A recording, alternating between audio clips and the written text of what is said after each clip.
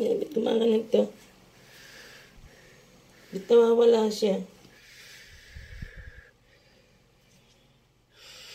So God, salamat po lang po tsunami, pagsabog ng mga bulkan, hindi nga po namin ito pinahintulad ng God in Jesus name. Sa iyong mga kamay, Panginoon, inilalaga po namin ang bansang Pilipinas. Nilanggam pa na yan. Sa aming Pangulong Bongbong Marcos, Lord, sa lahat ng mga matatak na wala yan.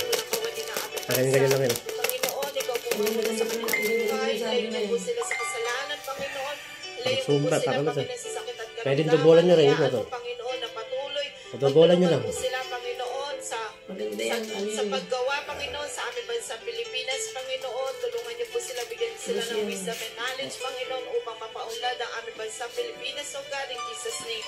Salamat po, Lord, sa buhay na aming Pangulong Bongbong, Lord. Tunay nga, Lord, God, napakadakila mo sa kanyang buhay. Ingatan mo ang kanyang bunsang bahayan, Panginoon. Hallelujah. Hayaan mo, Panginoon. Mula Lourdes hanggang doon, nakabutin nyo. Balik-balik. Sa kapagligtas ng kanyang buhay, Lord. Tulungan Tayo niyo yun. po siya, Panginoon, kung paano mo bang maulaw sa Pilipinas, Lord. Nagkaroon nga po, Panginoon, ng peace talk, Panginoon, lalo na sa bansang China, Lord. Hayaan mo, Panginoon, na ang bansang China, Panginoon, ay lumod sa iyong harapan, Panginoon. Magpuri, magpasalamat sa iyo, Panginoon, sapagkat, Panginoon, ang bansang China, Lord, ay sa iyo, Panginoon, God. At iniling po namin, Lord God, na huwag na nga po nilang agawin o sakupin, Panginoon, ang West Philippine Sea, Panginoon, sapagkat ito nga po, Panginoon, ay para sa Pilipinas, Lord. Inaangkin po namin ito, Panginoon, sapagkat ito may pamana mo sa bansang Pilipinas, Lord God.